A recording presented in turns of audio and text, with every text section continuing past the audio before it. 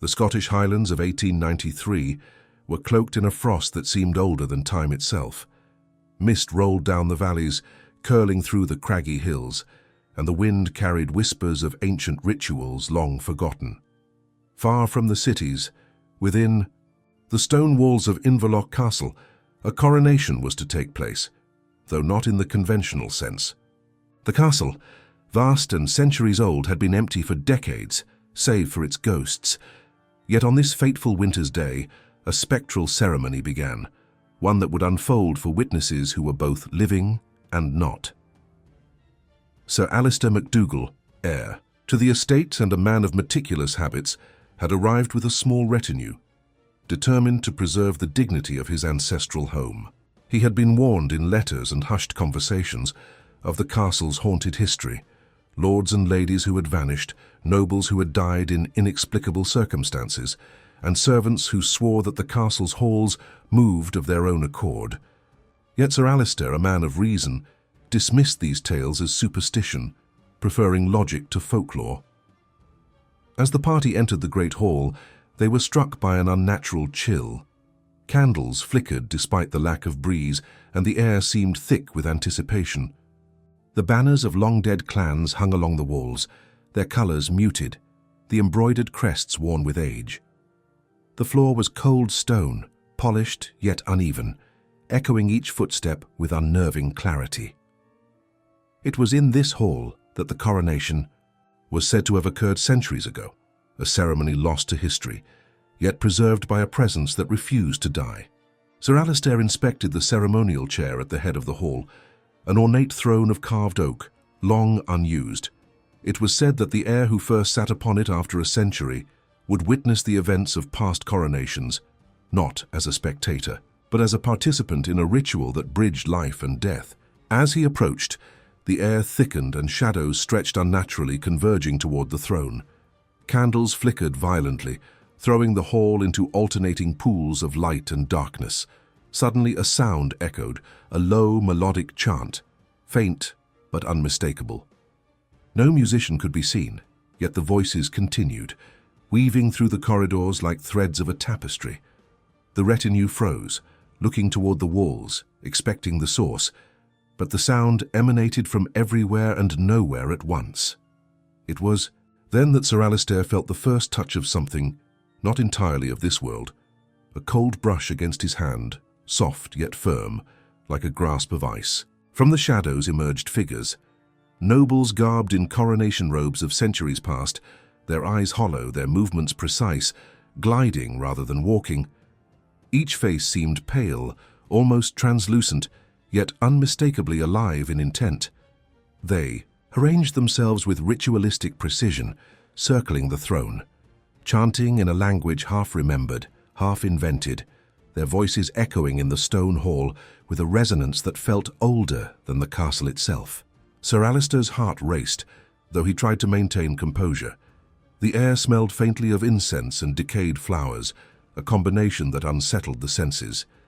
The figures gestured toward him, silent invitations, beckoning him to sit upon the throne. Every instinct screamed against it, yet an invisible force seemed to guide him forward. With trembling hands, he placed himself upon the chair and the shadows closed in. At that moment, the hall shifted. Time seemed to fold upon itself.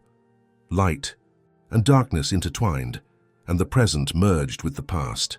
Sir Alistair saw coronations of long-dead kings, ceremonies where crowns of iron and gold were placed upon heads that would long vanish into history. The echoes of chants, the ringing of bells, and the whispers of courtiers filled his mind, each sound layering over the next, until reality itself seemed to unravel. One figure approached, taller than the others, draped in robes darker than night, its face obscured by shadow. It extended a hand toward Sir Alistair, and in that gesture lay both command and warning. "You are here by inheritance," it whispered, not in voice, but in thought. "The crown is yours to witness, but not to claim. The ceremony is eternal. The throne awaits, yet none may reign." The walls of the hall shifted further, corridors and side chambers appearing and disappearing at will.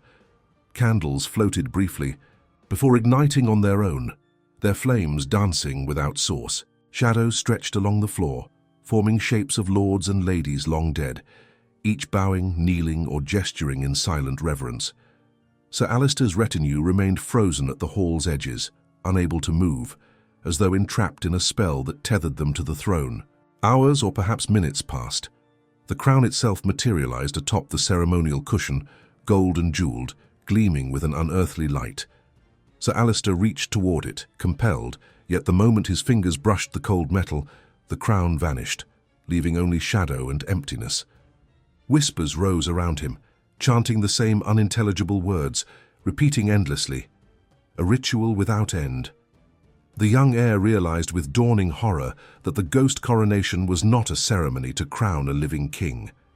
It was a trial, a spectacle, designed to ensnare those who dared enter the castle, forcing them to witness the endless cycle of ambition, expectation, and mortality.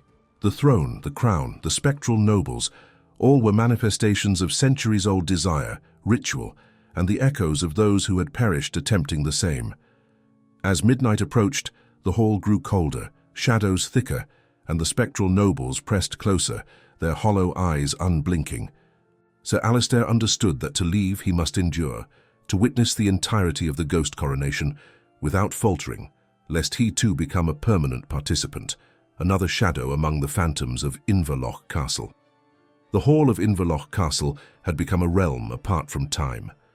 Shadows moved with intent, independent of light or shape, and the spectral nobles continued their silent procession. Sir Alistair sat rigid upon the throne, eyes wide, heart pounding, as the unearthly ceremony unfolded around him.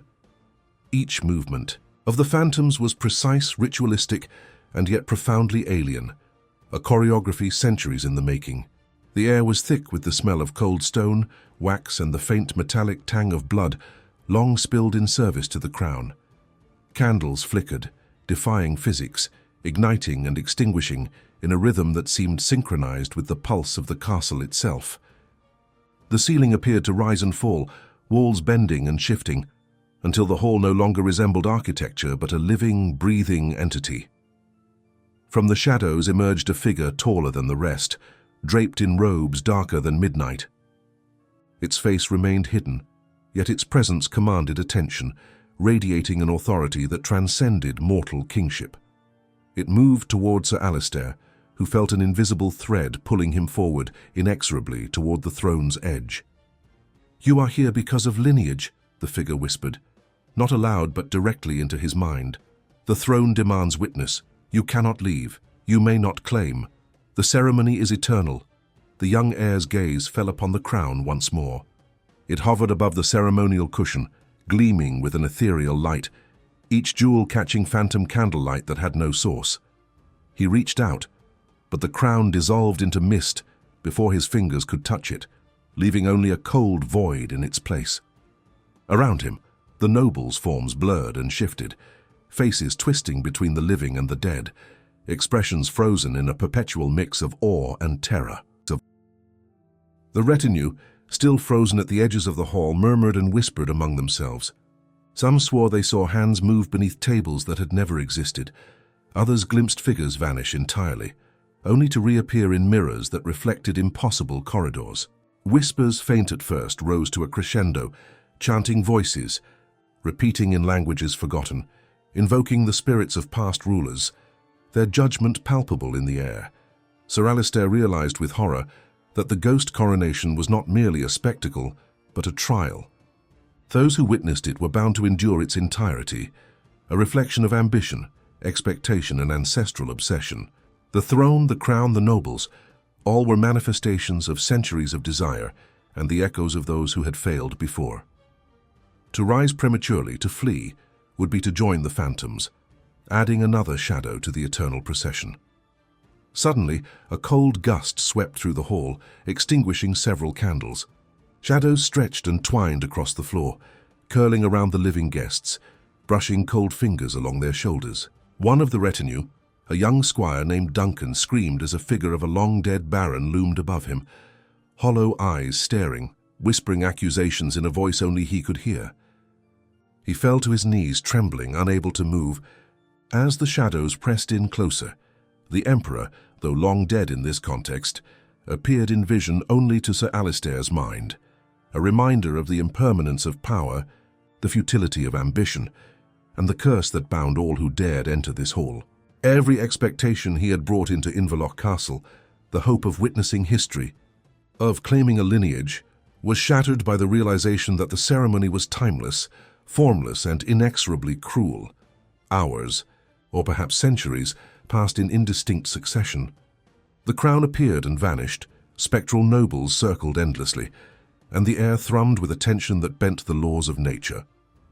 Sir Alistair's resolve wavered, but he clung to the awareness that endurance alone might preserve him from becoming a permanent shadow. Every flicker of candlelight, every whisper, every ghostly movement reinforced the understanding. The ghost coronation was eternal, a ritual of expectation and denial, impossible to complete and impossible to escape. Then came the final moment before dawn, or what passed for dawn in this distorted reality. The pale figure stepped closer, towering above the throne, its robe flowing like smoke, eyes like coals in darkness. "Witness the fullness of the ceremony," it intoned, voice like the echo of eternity. "The crown will never be yours. The throne is for watching only. You are the heir of observation, not of possession. Endure or join the procession." Sir Alistair felt the invisible pull tighten. The hall stretched beyond comprehension. Shadows converged. The music of ghostly minstrels reached a horrifying climax, vibrating directly into the mind. The young heir understood that he was witnessing the culmination of centuries of ambition and ritual. A coronation not of kings, but of the curse itself, manifested through the endless repetition of expectation and denial. The castle walls seemed to breathe, corridors folding into themselves, until escape was unthinkable. The crown, the throne, the spectral nobles, and the music were one entity now, an eternal loop designed to ensnare any living witness. Sir Alistair's heart pounded, yet he remained seated, breathing shallowly, eyes wide, a solitary figure in a ceremony that would never end.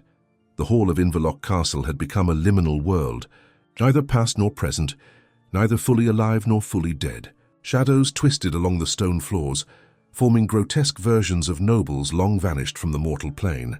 The music, strings and chants of unseen minstrels, rose in a haunting crescendo, vibrating into the minds of those present, bending perception and reality alike.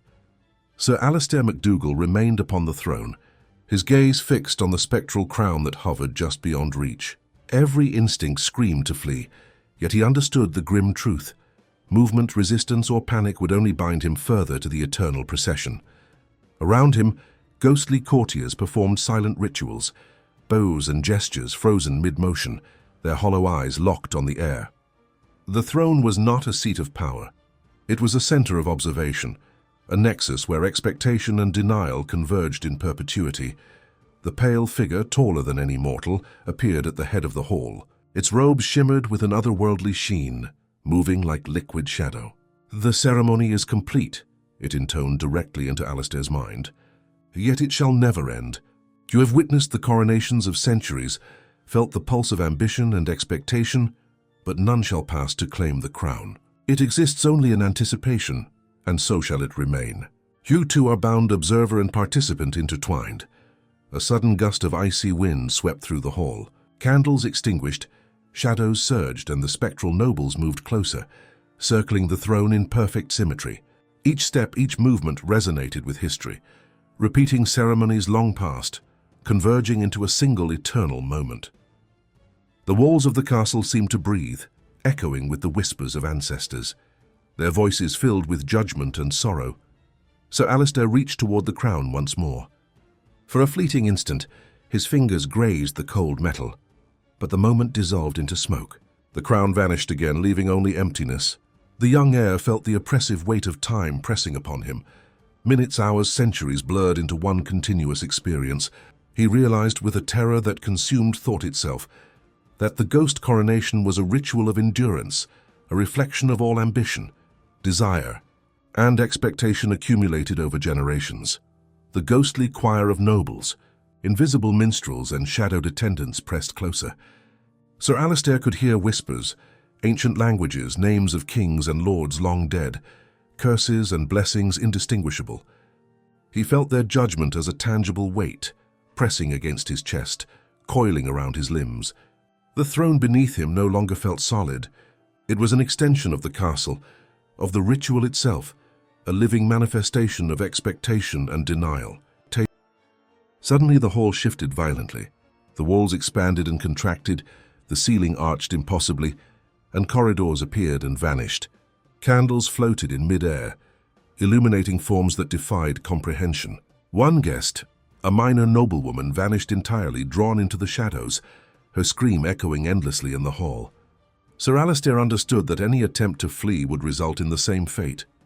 Only endurance would spare him from becoming a permanent shadow in the endless procession. The pale figure moved closer, face still hidden, and extended a hand. From its gesture, a vision unfolded before Sir Alistair. Coronations of kings and heirs who had long perished, ceremonies of iron, gold, and blood, each repeating endlessly in spectral form. The crown, the throne, and the hall itself were bound together in a cycle that would never break. All who dared enter would witness and endure, but none would possess. For the ghost coronation was a trap of anticipation, observation and eternal ritual. Sir Alistair's mind reeled. Yet he remained seated, heart hammering, eyes wide, every sense overwhelmed by the relentless spectacle.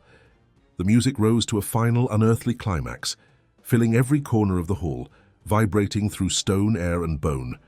Shadows thickened, wrapping around the living and the spectral alike. The crown appeared once more, golden, jeweled, and impossibly distant, hovering just beyond reach. He reached, but as always, touch yielded nothing but cold air, and then silence fell. Absolute. The music ceased, the shadows froze, the spectral nobles held their gestures indefinitely. The hall returned to stillness, yet the weight of the ritual remained, pressing on every living witness. Sir Alistair understood. The ghost coronation would repeat endlessly, a cycle of desire, expectation, and denial, binding all who entered to the eternal theatre of history and haunting. The castle, though still and cold, remained alive with presence. Whispers lingered in corridors, candles flickered in empty rooms, and the eyes of ancestral portraits followed every movement. The crown, ever unreachable, served as both symbol and prison. Inverloch Castle, once a home, had become a monument to eternal anticipation, a reminder that some ceremonies, some rituals, and some desires transcend time itself, existing forever beyond fulfillment. Sir Alistair rose from the throne, his body trembling, yet he understood the grim necessity. He must endure, remain witness, and respect the unbreakable cycle. The ghost coronation was not a feast to be consumed, a crown to be claimed, or a ritual to be completed. It was a lesson etched in stone, shadow, and spirit, a meditation on ambition, mortality, and the terrible beauty of expectation. Even today, travelers who venture into the Scottish Highlands speak of Inverloch Castle with fear and awe. They report feeling eyes upon them, hearing distant chants, glimpsing figures in period dress moving silently through halls that seem frozen in time. And sometimes, if the wind carries just right, one might hear a distant whisper, "The crown awaits, yet shall never be claimed." Never.